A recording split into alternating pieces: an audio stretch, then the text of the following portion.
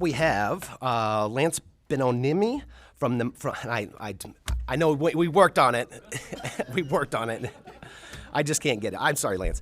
From MITA giving us a presentation on road funding. And before we get started in the presentation, I thought this would be a good time to kind of get us thinking about the issue of road funding, because it is a dire situation, and we want to have the conversation, open up the conversation to discuss what we could come together to do to address the issue. But first, let's hear what the issue is, and we're going to have Lance do a presentation from his organization. And so, Lance, I'll hand the floor over to you. Thank you very much. Good morning, Mr. Chairman and members of the committee. Appreciate the opportunity to speak before you today on this important topic. My name is Lance Binoniemi. I'm the Vice President of Government Affairs for the Michigan Infrastructure and Transportation Association, or more commonly known as MITA. And at MITA, how do we go forward here? Oh. Uh-oh. A little help on the Zoom. I don't know how to go forward. Yep. Oh, there you go. Thanks. See, one of these days we'll get it. Okay. More commonly known as MITA. MITA represents about 600 companies in the heavy construction industry that build our roads, bridges, underground water and sewers, utilities, dams throughout the entire state. I also have Rob Coppersmith, our Executive Vice President here, who sat on the Growing Michigan Together Council, if there are any questions about that as we go through the slides. So here today, as the Chairman mentioned, I'm here today to talk about a crisis that we have in our road funding.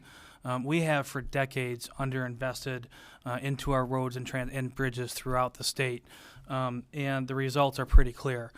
This first chart will show you what our road pavement conditions are. And mind you, the goal in Michigan has been set that we have 90% of good and fair conditioned roads on our roadways as we move forward and try to maintain that. And roads are rated in three categories: good, fair, and poor condition. And we'll get into why those are so important. But as you can see, we are at a sharp decline in our pavement projections and conditions. We reach below 50% of good and fair conditioned roads by 2028. That is not too far away from here. So this black line represents if we do absolutely nothing and leave our revenues the way they are. More examples of the poor conditions of our infrastructure we have in this state. The American Society of Civil Engineers does a infrastructure report card every few years, and they came out with one in 2023. Timmy's grounded. That's all I can say. We got a C- in our overall grade. Our roads are graded at a D. Our bridges are graded at a D+, drinking water D+, and stormwater D. And I won't sit here and pretend that I got all A's in college or high school, but I will say if I came home with this, I would have been grounded. And really the citizens of Michigan should look at this and be ashamed that we are having these poor conditions in our infrastructure. It's not a real question why. As I mentioned before, we have underinvested in our infrastructure for decades. This chart shows our annual average real per capita spending from 2000 to 2021. I know it's a hard chart to see. Your pamphlets are a little easier, but the green line represents Michigan. We represent 47th. We rank 47th in the state on how much we spend per capita on our infrastructure in Michigan. The red line represents the national average. The outcome in the future doesn't look better. We have a serious road funding cliff upon us. And this next chart shows exactly what the future projection revenues into our highway system through 2027 look like. And as we continue to have deteriorating roads and declining revenues because of gasoline sources and electric vehicles, this chart doesn't grow past 2027 either unless you all do something. So I always find it a good thing to maybe educate a little bit and refresh on what users' fees that we spend on our roads and how roads are funded. Roads throughout the entire country, roads and bridges, are funded through traditional user fees, gas taxes, registration fees, and toll roads. In Michigan, there's a federal gas tax of 18.4 cents that has not been increased since 1993.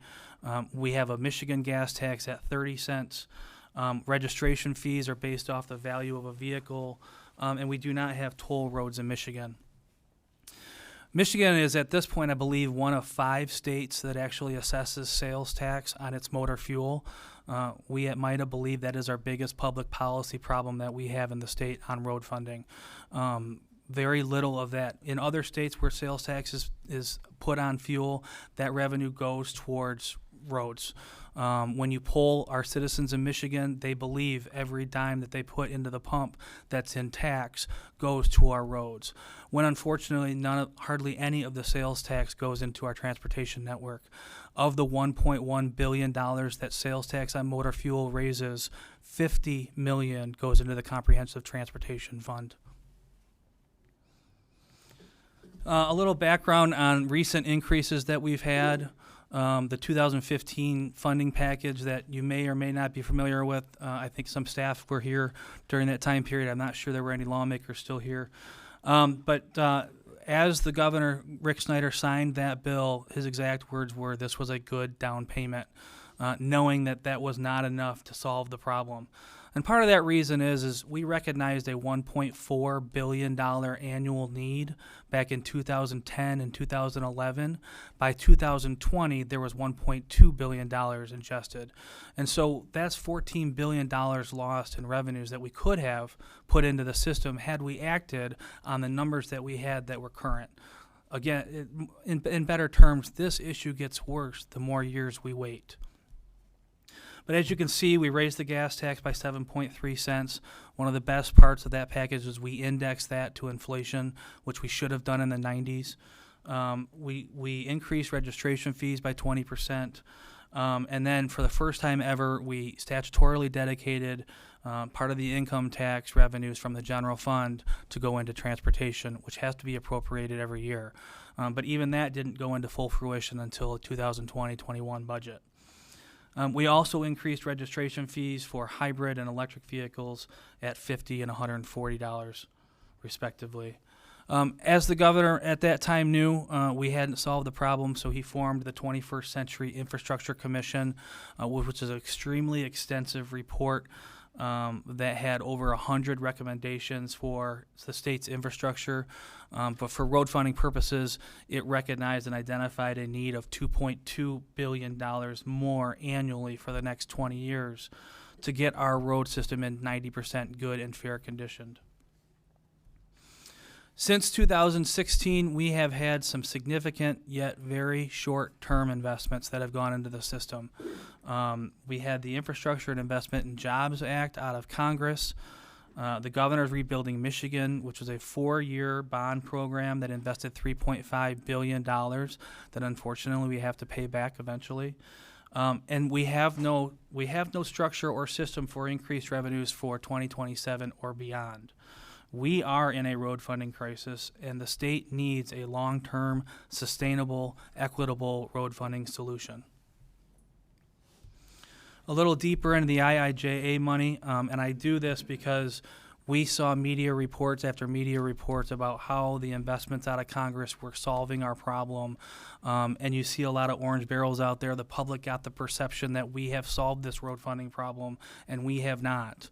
But to put it in perspective, the IIJA money brings in about $330 million more than what the federal highway plan would have brought in before it, and it's only for 5 years. And so a far cry short of the $3.9 billion that we need annually. A good investment from the federal government, but again, short term. We put a chart together based off a couple conversations we had with lawmakers and staffs that asked, what would we know you want or need. I'm sorry, want's the wrong term. We know we need $4 billion in our system to maintain it at a 90% good and fair conditioned level. And lawmakers asked, well, what if we put $1 billion in, or what if we put $2 billion in? And so we asked MDOT to crunch the numbers. Now, this is on the MDOT system. And so as you can see with this chart, the gray line represents if you do nothing. The yellow line represents a $1 billion annual installment for the MDOT system, which gets you about a little bit around 75% good and fair conditioned roads. The red line or orange line is $1.5 billion more for MDOT roads. That gets you above 80%, and then the green line puts you above that 90%. And I want to make sure that it's clear this is for the MDOT roads. And so the way the formula is distributed, your total package, let's say we get $3 billion, a $3 billion package, 39.1% of that is going to MDOT roads.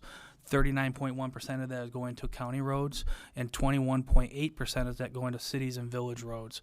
And so for a $1 billion investment into MDOT's roads, the total package has to be a $2.56 billion overall funding increase. Does that make sense?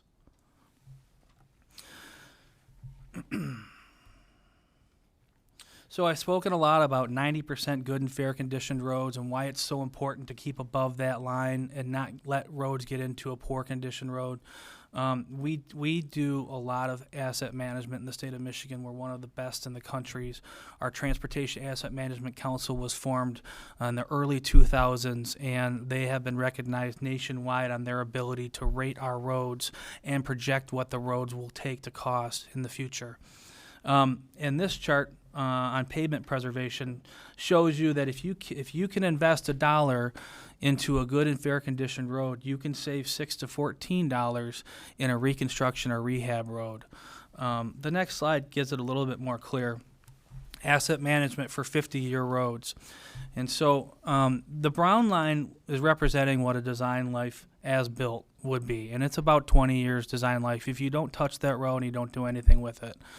And that's what we're building right now under the governor's bonding program. We are reconstructing roads, design life, and the idea is for them to live for 50 years.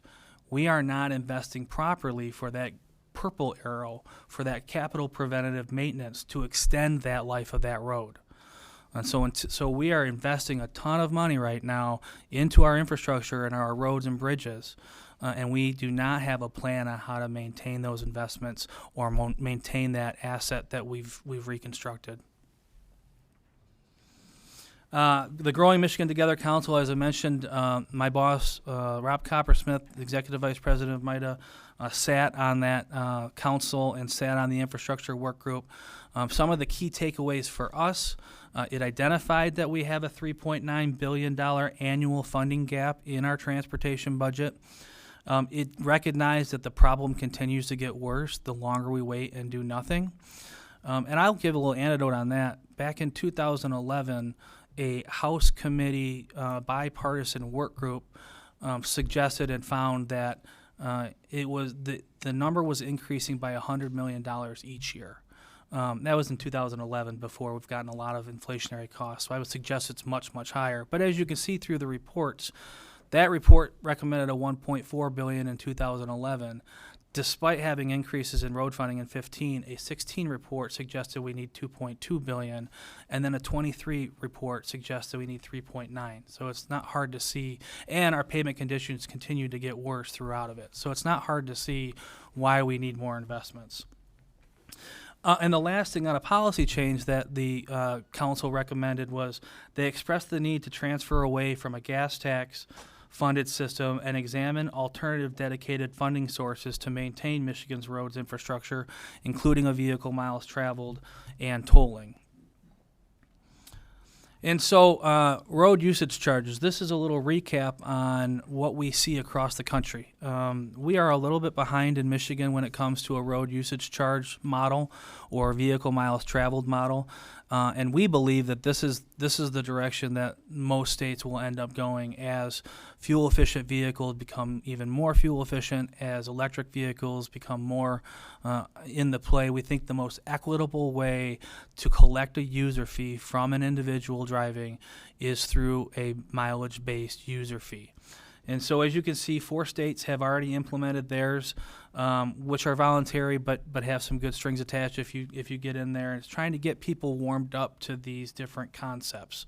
And there's a ton of pilots that are going on throughout the state. We are advocating that we start that process in Michigan. We believe that we need a pilot program in Michigan to review it. The department already has a grant that will survey the public to see what they think about it. We kind of already know what they think about it. People are scared of change at the beginning. We've seen in other states where they do a pilot program that they can weed out, well, I like this aspect, I didn't like that aspect of it, or it actually wasn't that big of a deal. And the results are very different after they go through the trial period. So again, we are advocating for Michigan to start a pilot program towards a vehicle traveled mileage-based user fee in Michigan. Fund the damn roads. We are fixing the damn roads right now. As I mentioned, we've gotten some significant short-term investments through the governor's bonding program and through Congress. Those run out in 2027, 2028, and so it's time for us to look at past that and what are we going to do to fund the roads. And so we gave this chart. These are just traditional user fees that in the past have been used to increase road funding. And you guys can go back into your offices and write on a scratch piece of paper which one you prefer, which one you don't. We are developing online through our Fix My State campaign something on the computer that the general public can go in, and if you don't like gas tax, you can do it all on registration fees. You don't like registration fees, do it. We understand it's probably going to be a combination of many sources, but we wanted to give an indication of what each user fee actually brings in. What you could do, you could raise the gas tax by 25 cents. That raises $1.325 billion annually. Because we believe that we have to get away from the gas tax, and I think most people agree with that, you could sunset the gas tax by 2035, within 10 years, replace that with a revenue neutral user fee charge, or a road usage charge. We believe toll roads should be discussed in the state. The feasibility study that HNTB did showed that a 550-mile toll system can raise $1.3 billion annually. I do believe the biggest public policy problem that we have on road funding is our sales tax on our fuel.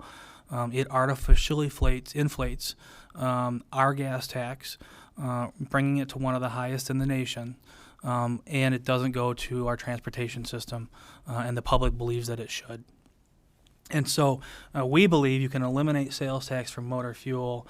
You can increase the gas tax by the equivalent amount, making no future liability anymore at the pump, but raise $1.1 billion annually for roads.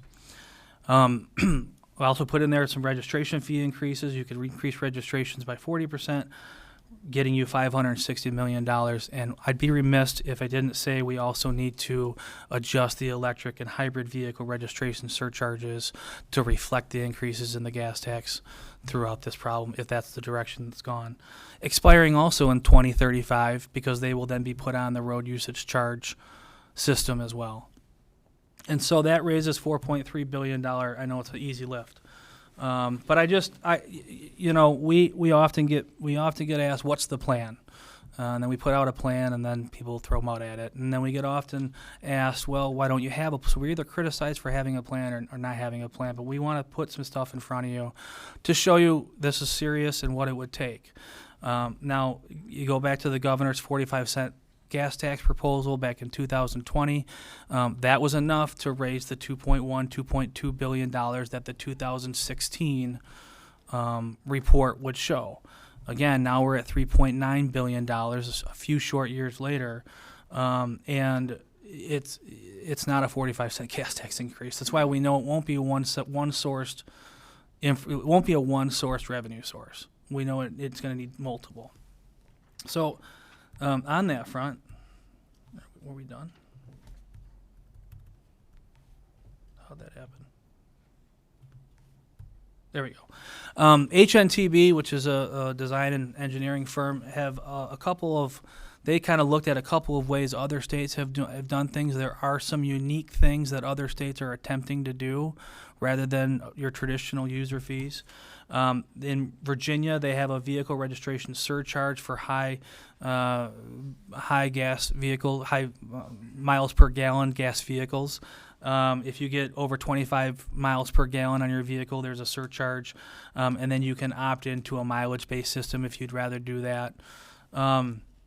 The resident advantage fuel charges, which are increases with rebates that come back, but you end up capturing what the out-of-state drivers are doing. Some states are increasing sales tax to go towards transportation. Some are doing some major tolling projects. One of the, I think, real unique things that I've had a couple conversations with your colleagues on is a retail delivery fee for packages that are purchased online and delivered to your house. I know how many Amazon trucks you guys see in your neighborhood, but we see quite a bit. The 25-cent delivery fee in Colorado that exempts retail sales of less than $500,000 for businesses. And then a retail fee of 50 cents in Minnesota for transactions that are anything over $100. And then again, as I mentioned, a lot of states are starting to do road usage charges. And they broke it down for potential areas in which Michigan can look at for these. The Virginia model of a vehicle registration surcharge, they estimate could raise about $70 million for the state. A resident advantage fuel tax increase, that assuming that the gas tax goes up 10 cents and that each registered vehicle could apply for a rebate against that 10 cents. It would collect the out-of-state taxes on that, assumes that not everyone would go after that rebate, and they estimate could raise $250+ million. Sales tax or general funds for transportation. I would love it if your panel could increase the sales tax for us, but that's not possible. Major tolling projects, again, something we believe should look at. This gives a little bit of a deeper dive into it and gives you a map of what that could look like. Retail delivery fees, assuming a 25-cent per parcel delivery fee, could raise $195 million per year. And a road usage charge that, again, is variable depending on what the rate you set, just like a gas tax. So I'd be remiss if we talked about all these revenue increases and not talk about some savings. And we believe your biggest cost savings that you can do for infrastructure these days is to get better gain of access to aggregates. With all of the demands that we have on our road system, our bridge system, and some of the new green energy systems that we're going to have, aggregate is at an all-time demand. And we have limited supplies in Michigan.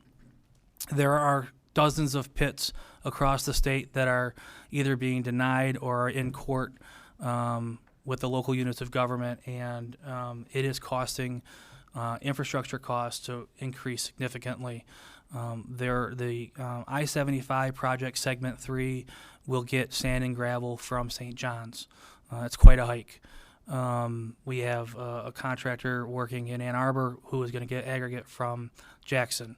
And inflationary costs in construction right now are real. One of the largest ones is construction costs.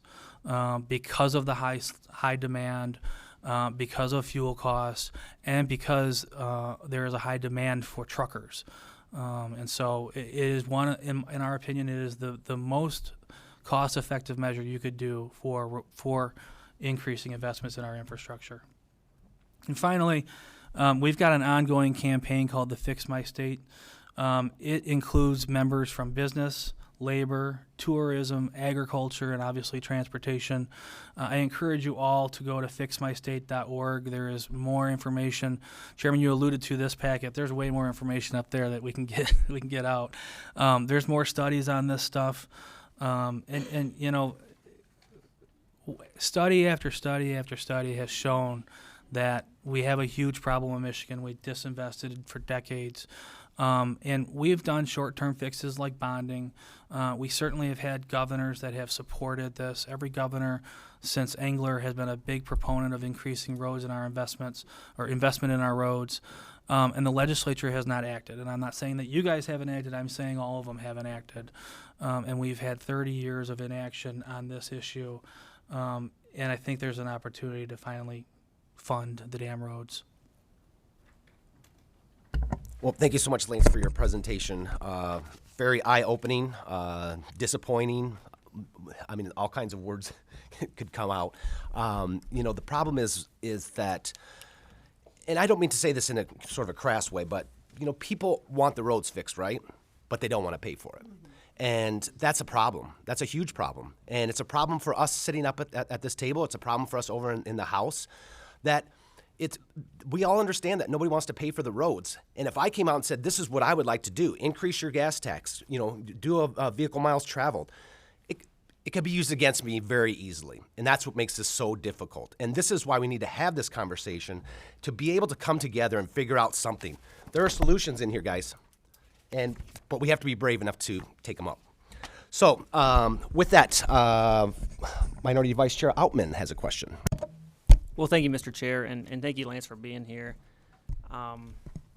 Just a comment before I get to my question, and I want to say this with all due respect here, but I look at this list of solutions here, and these are non-negotiable, non-starters in my district. I mean, people are not going to go for this.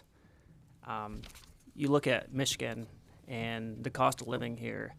People are fleeing the state because of a high tax burden, and they're fleeing to states with a lower tax burden. So I think this will actually decrease population even further, which will reduce revenues even further. I just wanted to point that out, that I can't sell this in my district. I mean, I can sell VMTs on electric vehicles only. I've had studies from road commissions that would add an additional $600 million in revenue. Start there, then we take the sales tax paid at the pump, put that towards road. That's another $1 billion.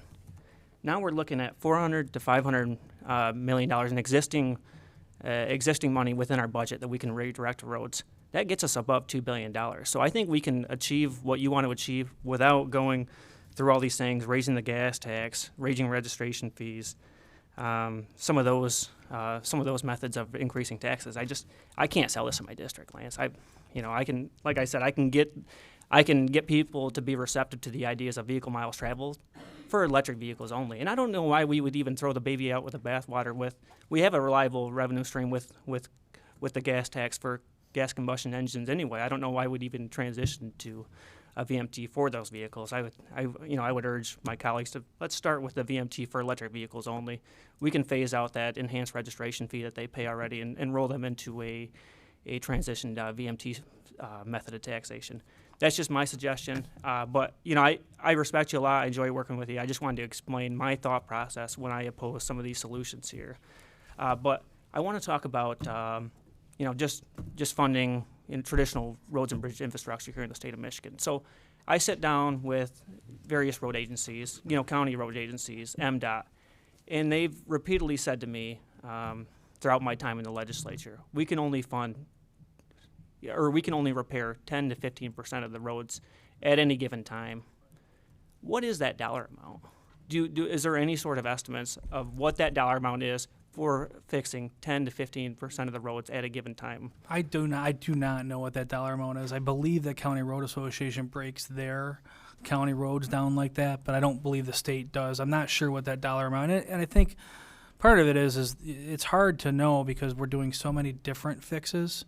You could be doing a 5-mile stretch and just do a 3-inch layover, or that 5-mile stretch could be a total reconstruct with a 16-inch base. And so it's hard to really estimate what that dollar figure is. It must be. I mean, and I'm sure there's various factors involved with calculating that. But since I've been down here, I've never been able to get a good answer to that question. And it must be because maybe it's too complicated to figure out. But I agree with you. I mean, the urgency is there. We must do something. We must act now. I hesitate to implement some of these solutions here from my perspective, with all due respect. Understood, and I'll just for the committee's benefit, we support traditional user fees. One, we think it's equitable, but two, it's constitutionally dedicated to go to transportation, and so some of the other areas in which we might raise revenues may not be constitutionally dedicated and would have to go to the legislature each year to get appropriated. And so obviously we take the guarantee thing, but I understand your concerns and totally appreciate them. Yeah, well, thank you for being here. I really appreciate your time. Up next, Representative Farhat. Thank you, Chair Shannon. Lance, how are you? Good. Okay. When you mentioned aggregates, what's the cost savings that we're looking at here? Sure. I don't know if you brought that up. I'm curious, and I have a follow-up to it. Yeah, it's in the hundreds of millions of dollars, and it's being calculated to get a real actual figure, but it's significant, and we don't see another way in which you can have more cost savings into our road building right now. And so then the current kind of the way the system is structured now is if I'm fixing a stretch of road in Detroit, let's say, or in anywhere else, wherever, let's say Detroit though for this example, in Metro Detroit, I have to travel on average how many miles to get aggregates? Well, again, the 75 segment 3 right now is getting aggregate from St. John's. So what's that, 120 miles? Yeah, and that cost, I'm assuming, is going passed on to the project. That's Went right into the project. and that's causing us to spend less money per mile than we could otherwise. Correct. Okay, thank you for that. Thank you, Representative. Representative Kuntz. Thank you, Mr. Chair. What I heard was that Chair Shannon wanted to raise taxes. That's what I heard. Is that, You did not hear that. I did not hear that. Absolutely not. So, Lance, thank you very much for coming. I absolutely support the idea of dedicating the sales tax, and however you want to word it, dedicating the sales tax to fuel. I would absolutely support that. I'll work with you on that. I'm against the miles driven. I've got 30 years of experience with IFTA, International Fuel Tax Agreement, and not only do we track miles driven by state, but we track fuel purchased. So if I go into Ohio, those miles have to go to Ohio. If I purchase fuel in Indiana, that has to get allocated for. I'm against it because of the bureaucracy. Let's pick a number and say we drive an average of 15 or 20,000 miles a year, and here's the cost. If we're going to raise the cost, we have to do it without the overhead. And I don't, my question would be, and I'm getting there, what would it cost to implement a miles driven? And this is where the devil's in the details. I understand you're saying the more you use it, the more you should pay. But that's what the fuel tax is. The more fuel tax you use, the more fuel you use, the more tax you pay. So why not just keep it simple and go with that revenue stream, if I may?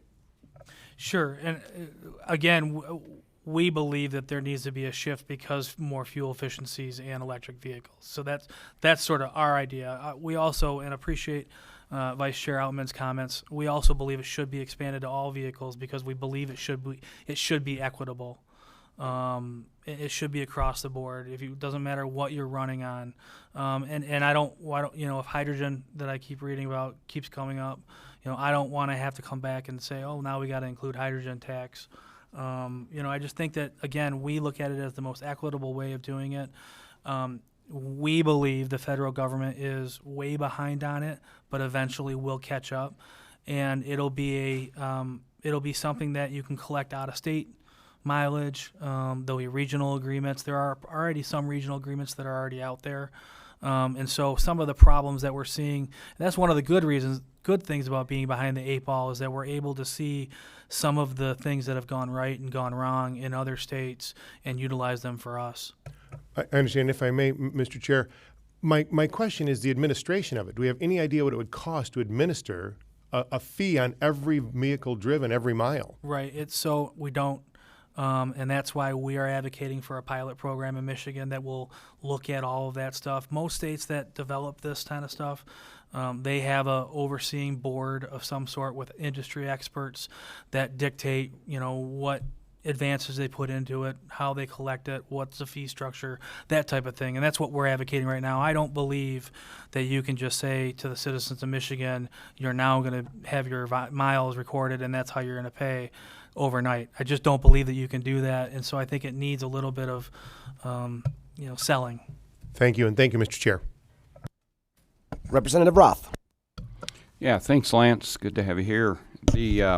How does MDOT figure the number of drivers or number of vehicles that they average out the pricing? So if I want to raise the registration fee, what's the number they want to work with? Is it the drivers or is it the vehicles that are on the roads? Do you know that one? If you want to registration fees, it's the registrations. The total registrations on Do we have any idea though? But if I don't want to do that, if I want to do it another way, do we have a guess on the number of vehicles on the road or actual drivers? The Secretary of State or MDOT might be able to answer that. I'm not sure. Because I want to look at all the possibilities. I think some kind of a mix is right. I think what we're hearing is, and certainly in my district, if I do a miles driven with some kind of computer, I'm going to whatever. It's not good. So I'm curious about that. And a lot of the costs that we're talking about is because of the cost increases also. Do we have an idea what the percentage of cost increases over the last few years as we try and get to that number? So I'm glad you brought that up. This $3.9 billion annual fee or annual gap that we have does not take inflation into account. Okay, Just to give more good news. thank you. Thank you for that. You're welcome. I shouldn't be laughing. Representative Bruck. Thank you, Chair Shannon and Mr. Binoniemi. Binoniemi. Okay, all right. I have a few questions. My first question is, so we collect 18.4 cents per gallon federal. How much of the 18.4 actually comes back to the state of Michigan? So back in early 2000s, there were donor states and donee states. And we were a donor state. We were not getting that 18.4 cents back totally. There is no such thing as a donor or a donee state anymore. Every single state in the union gets more money than they put in towards the 18.4 cent gas tax through the federal highway system program. Now, it's disproportionate. We don't get nearly as much as Alaska does, percentage-wise, or so there are still gaps between other states, but we are not sending more to the federal government than we are getting back. Okay. It used to be that way. That's what I Yeah. thought I No, remembered. it definitely it used to be that way, and it changed right in the early 2000s. Okay, and definitely a proponent of using sales tax on gas for roads. I mean, that's always seems to be an irony when you're filling up. My other question has to do with toll roads. So you had mentioned that potentially 1.3 billion could be raised from toll roads. What is the initial cost estimate to create toll roads? Because I mean, that's a lot of infrastructure. So, and that's usually done through a private-public partner agreement. So the cost shouldn't be much for us, and we should be able to raise the amount of money. The money that you raise for a toll road goes into that toll road. So theoretically, you're just saving that 1.3 billion to use on the other end of the system, other areas of the system. So makes it's sense. more cost neutral, if you will. Yeah, on the to build. construction, Yeah, because the rebuild of it. the tolling authority then takes on that that responsibility of collecting those collections and that revenue. Okay, and then my third comment / question would be, so I'm in a border district with Ohio. You go to the southern part of our county, you go from house to house and you see Ohio plates because they leased the car from Ohio, they plate it in Ohio. With the gas taxes, the differential between Ohio and Michigan, you go to Ohio because it's cheaper gas. Right. You know, that is something that we deal with in the border districts, and I'm sure it's the same across the whole southern border between Indiana as well. So that's just kind of my comment, and any inflated prices in gas tax per the usage, you know, getting the per gallon gas tax really affects us differently than I would think the rest of the state. Yeah, so, and it's funny because funny might not be the right word, but in excise tax, we have the second lowest in the region, the Great Lakes region. Add in our sales tax, it changes. In gas taxes or gas prices, you know, we're one of the furthest in the Great Lakes area away from a refinery. So, I mean, those have something to do with it as well. But if you look at it, you know, Indiana's gas tax is 34 cents. Remember, Michigan's 30, and they have toll roads. Illinois gas tax is 39.2 cents, and they have toll roads, and they have a local option gas tax. Minnesota's gas tax is the only one lower, 28.5 cents, but they also have toll roads. Ohio has 38.5 cent gas tax. They also have toll roads. Pennsylvania is 57.6 cents per gallon, toll roads, and Wisconsin is 30.9 cents per gallon with toll roads. And so I like to use this comparison that Ohio is a really close indication of a roadway and people who drive on it, the amount of miles traveled. It's very similar to Michigan in that regard. When I started at MITA in 2011, they were spending $1 billion more every single year on their road system. Since then, they've increased their gas tax by 10 cents. So, I mean, it's clear as day for me that our surrounding states' road systems are better than ours, and it's about money. I wish it were about something different. Well, I appreciate it. Thank you, Chair. Thank you. And just as far as toll roads, we're not thinking of the old traditional toll roads where you have to stop, hand your $1.50 or whatever it might be. We got technology now where you're just zipping through it and then you get a bill or however. I'm not sure how it works after that, but it's not stopping at a toll booth and handing your money to a person. Representative Conlon. Thank you, Chair Shannon. Thank you, Lance. I have a question. I think we put into the budget last year money to map aggregate, to figure out where the aggregate is in the state, to see if it's closer to some of these highways. Am I not wrong? Because otherwise we're in a fight, as you say, with local townships around this. Is that correct? I believe that was correct. Now, I also have heard that study is going to take maybe 10 years. To find where the aggregate is. And so you have some very increased costs during that 10 years on infrastructure building. Okay. My other question was just in terms of trucks. I think they are the highest usage in terms of maintenance on roads. Is that not correct? Yeah. And if EV trucks are going to be even heavier, right? That's going to be even more problematic for the roads. Do you, when you come up with this like 11.6 cents per mile for commercial trucks, where does that figure kind of come from? Do we know how much vehicle use of commercial trucks versus cars, causes problems? I imagine we don't. That's probably hard to figure out, but. Yeah, so it is hard to figure out. I think that was based off of what they're traditionally paying right now on a gas tax. And if you look at the chart below that figure, it shows that fuel tax by a typical road user for 15,000 miles is $150. For 81,000 mile per semi, which is what they're running, it's usually $3,700. And so I think they tried to just use that differentiation to, if we're going to do 3.2 cents per mile on passenger vehicles, then do 11.6 to make it equal to what that 81,000 mile gas guzzling semi is driving. I think that's where they get that from. Representative Fitzgerald. Thank you, Chair. Lance, good to see you, as always. You kind of made my point for me, which was you talked about Wisconsin has a higher gas tax and toll roads, Illinois and toll roads, Ohio and toll roads, right? Those states have had to get creative and to build a comprehensive funding solution for their roads and for that quality. I have family who lives in Illinois. I'm used to their system that they have in Illinois. I can tell you, it's pretty nice to drive on those roads. Toll roads, to me, are challenging, but they're not a non-starter because we have to now deal with decades of disinvestment. And so if we as legislators are serious about tackling this problem, and I don't see anyone up here who isn't serious about this, we can't say that there are non-starters in this conversation. Because the other thing about your solution sheet that you mentioned here is sunsets, right? We are trying to also simplify for Michigan residents and identify that your funding is going directly to the roads. We get what we pay for here in the state of Michigan, and we're dealing with the consequences of that right now, and you have done a great job highlighting that here today. We need to be creative, we need to be nimble, and we need to come forward with something that isn't going to be another Band-Aid or one single suture on a gaping wound. We need a comprehensive solution. So I am here to say I'm a committed partner in this.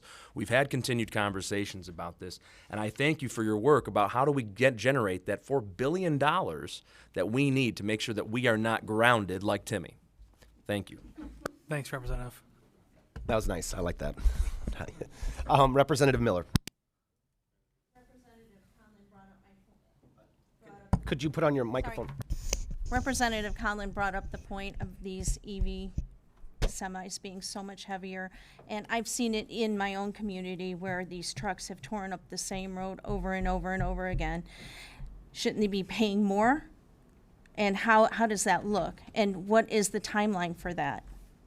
Again, I think all of those options should be on the table, and as Representative Fitzgerald mentioned, a comprehensive road funding package should consider some of those areas. Absolutely. Thank you. Representative McDonald, or I should say Majority Vice Chair McDonald. Thank you, Chair. And thank you, Lance, for your presentation. Yeah, I do think we all have been or people before us have been kicking this can down the road for so long, no pun intended, that it's about time somebody try to fix it. I just have a question about, I've heard a lot about Public Act 51 and the inequities in road funding, but I haven't heard about that in this discussion. Is there anything we can do to update that, to change that, so maybe some of the roads that are more in need are going to get funding as opposed to roads that don't get nearly as much traffic as the ones, for example, in the Metro Detroit area? Sure. You know, we have members in every corner of the state. We have significant needs in every corner of the state. MITA does not get involved in the distribution of those funds. Certainly you can change it. It comes with, you know, opposition to that as well. And we've always said, you know, with communities who feel like they're not getting their fair share, if we're growing the pie, let's grow the pie so it's a full pie before we start figuring out what size your piece should be. Because I think communities, if we injected $4 billion annually into the system and fully funded our system, I think communities would be just fine with what they get. Thank you. That certainly is a topic that I would like to have to discuss at some point, but that's probably for a different day. Representative Hoskins. Thank you, Mr. Chair. I think some of my communities will have some questions about that, the size of that pie with Act 51. But my question actually is more for the dealing with toll roads. I'm just curious about do we have any data just about the users, the typical users of toll roads in those states? I think one of the arguments that we've kind of heard against toll roads here in Michigan is that Michigan is a destination state. Most people are coming here. Most people aren't going through the state. They just end up here. And so I think one of the issues is that Michiganders are going to be the ones who are paying the tolls. So is that something that we see in other states where maybe more people who are from the state are paying the tolls, or people who are going through the states are the ones that are, or who are not from the state, are they the ones that are paying the tolls? Yeah, you know, I'm guessing HNTB, who did the feasibility study on the tolling, probably has some information on that. I don't know if you are going to have him in front of committee. I know there's a couple guys here now, but they would have that information. I don't have that information. We can try to get it to you guys, though, for sure. Would anybody from HNTB like to speak briefly? Sure, come on up and state your name if you can answer the question. We do have to be mindful of time here. There's a couple of us have another committee at noon. So on the glad to your name, please. Ron Davis with HNTB.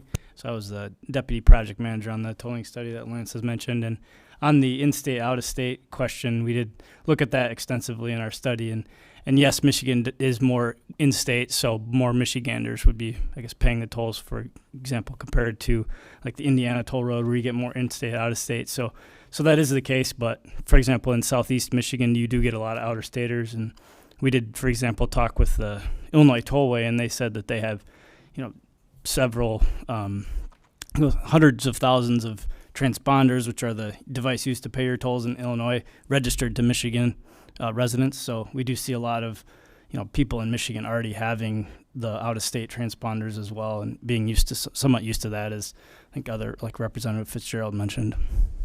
Yeah, and I would imagine that Wisconsin would probably be fairly similar to us. They have tolls, and you know, I would imagine they're more of a destination as opposed to a drive-through like Ohio or Indiana. So, well, thank you so much. I appreciate your comments. So for the last question, we have Minority Vice Chair Outman. And just real briefly, this is more of a response to a fellow committee member. I just want the committee to know, and Lance, you know this as well, I am very committed to getting more money into our transportation fund. I really am.